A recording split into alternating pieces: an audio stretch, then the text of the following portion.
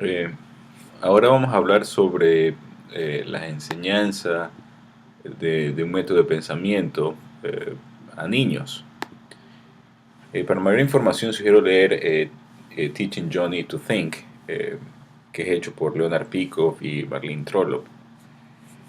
Entonces, en lo referente de la enseñanza de los métodos del pensamiento a niños, hemos dicho que nuestra teoría de la educación se basa de que el propósito de esta educación es el entrenar la facultad conceptual por medio de la enseñanza de métodos del adecuado pensamiento y dando el contenido esencial basado en evidencia.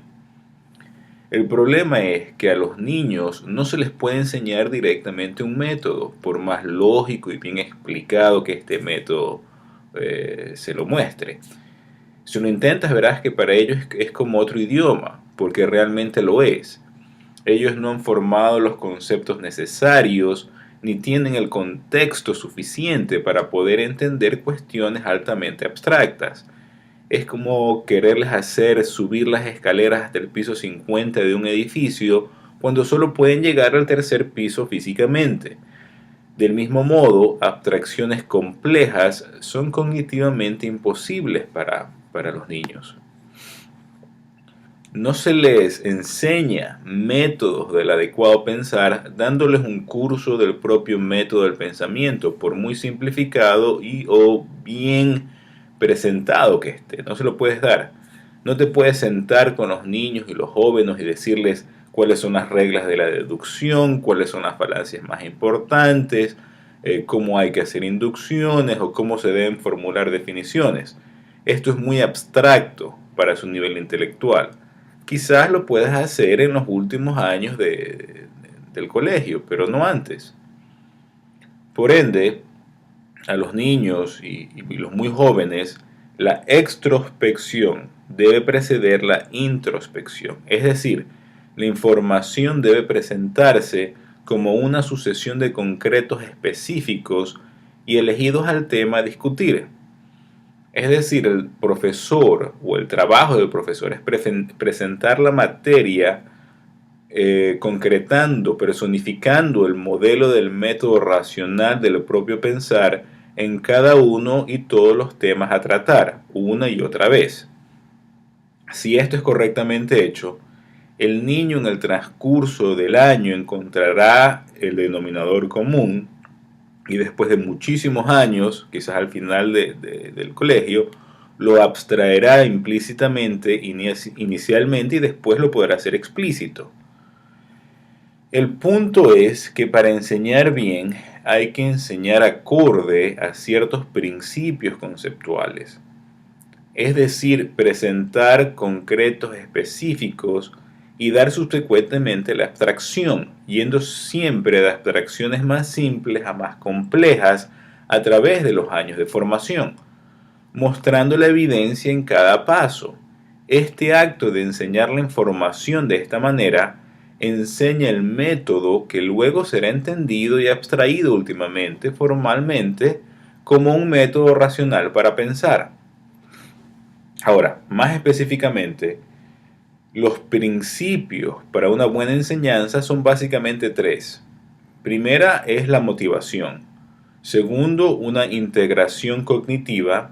Y tercero es la secuencia o estructura. Comencemos por el primero, la motivación.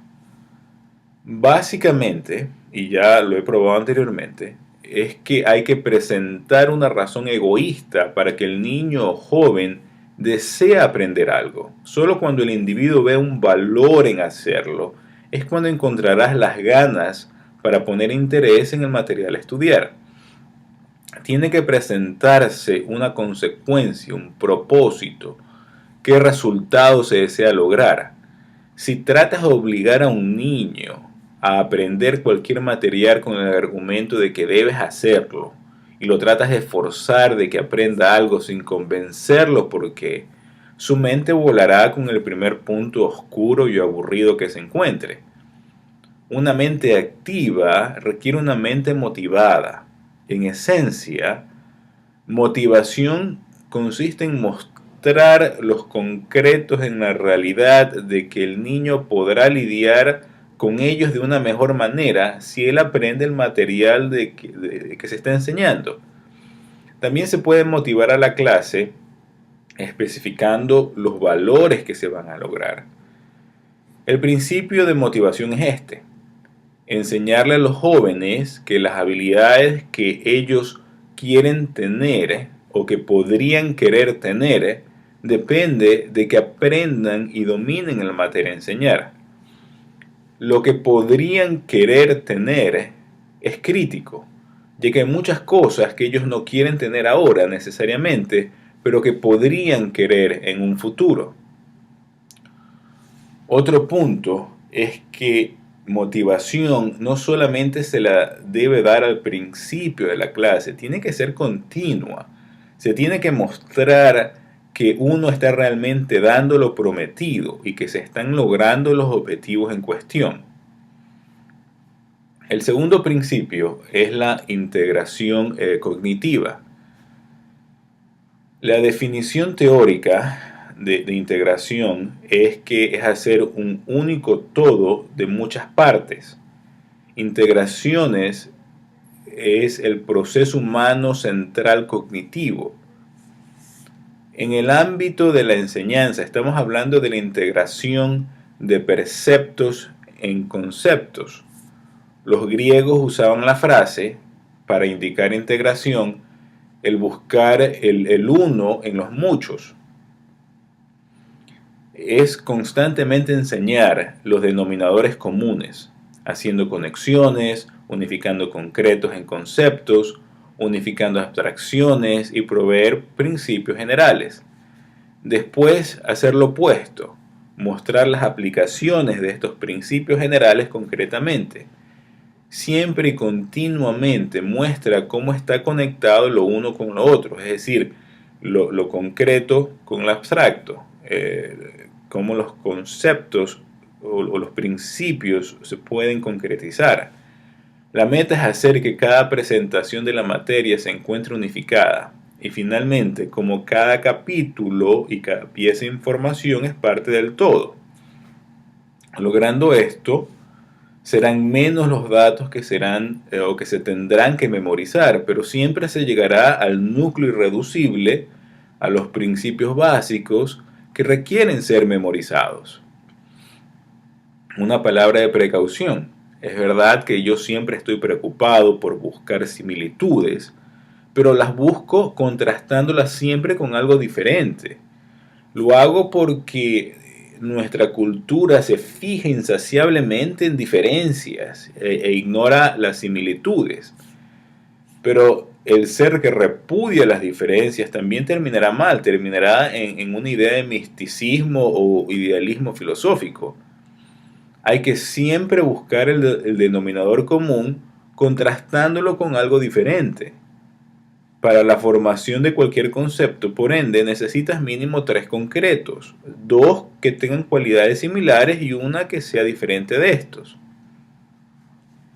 Ahora, una vez que el profesor ha llegado de concreto a abstracciones generales y principios, es decir, ha inducido, este tiene que regresar a la realidad, es decir, de principios generales a concretos, a diferentes concretos, que sean igualmente válidos. Es decir, esto es lo que nosotros denominamos reducir.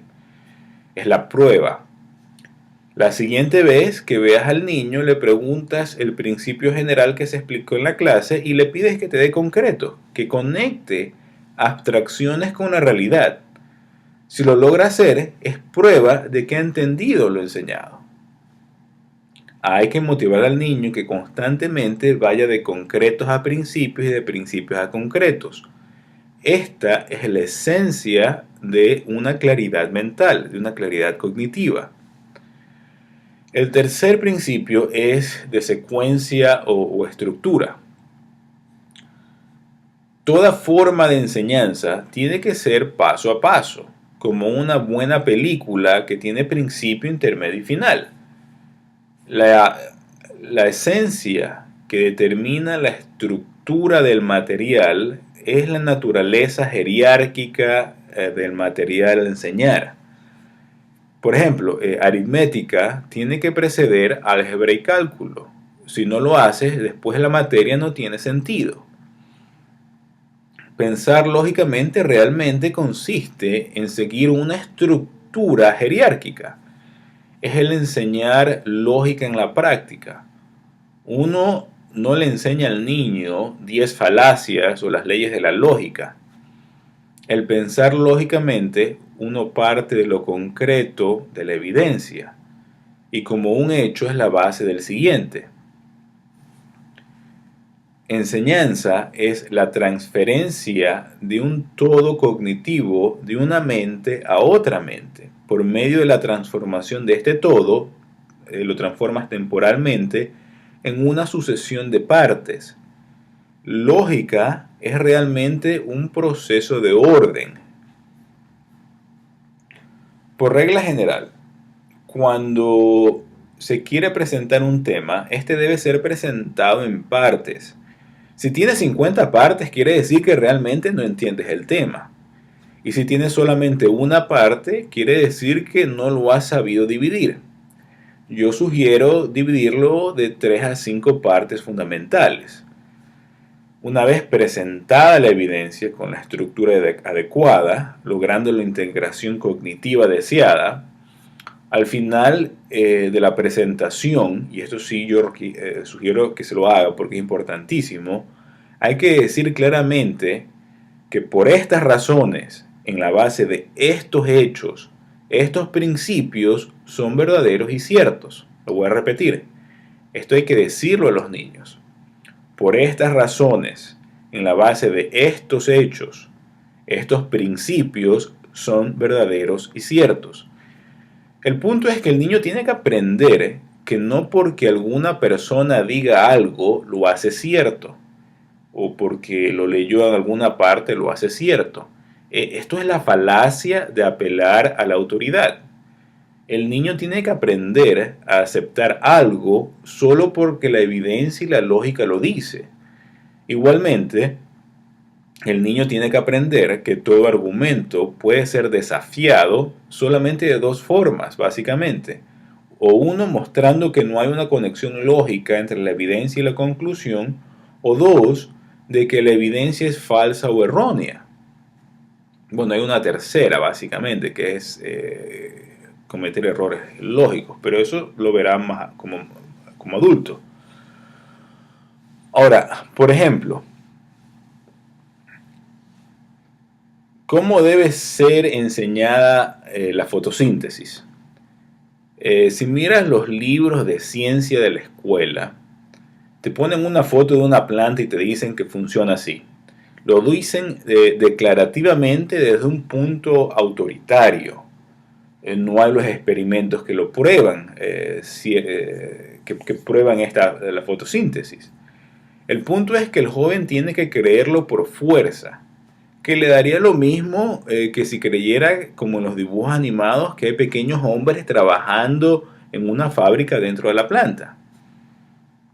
La fotosíntesis tiene que ser enseñada como una serie de descubrimientos que permitió a los científicos inferir que la planta usa la energía solar para crear su alimento.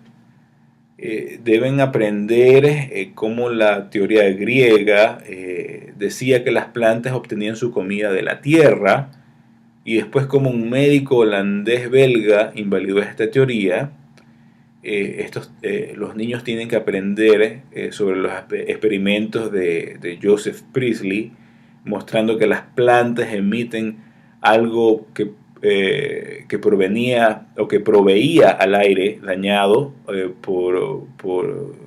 usando el experimento de una vela incandescente. Deben aprender sobre los científicos en Holanda que descubrieron cómo las partes verdes de la planta purificaban el aire y así sucesivamente. La idea es que ciencia se basa en evidencia directa o indirecta, que es a través de inferencia lógica, como es la experimentación. Por lo general, los libros de ciencia que usan un método histórico son los mejores en presentar esta conexión lógica, porque presentan cómo realmente se fue descubriendo paso a paso, por experimentación, cierto fenómeno. Entonces es por eso que estos libros de ciencia con un método histórico son los mejores para enseñar a los jóvenes y a los niños. De esta forma, al mismo tiempo que se está formando primariamente al niño como un ser crítico y con un conocimiento sólido, secundariamente se está formando individualidad, independencia de juicio y creatividad.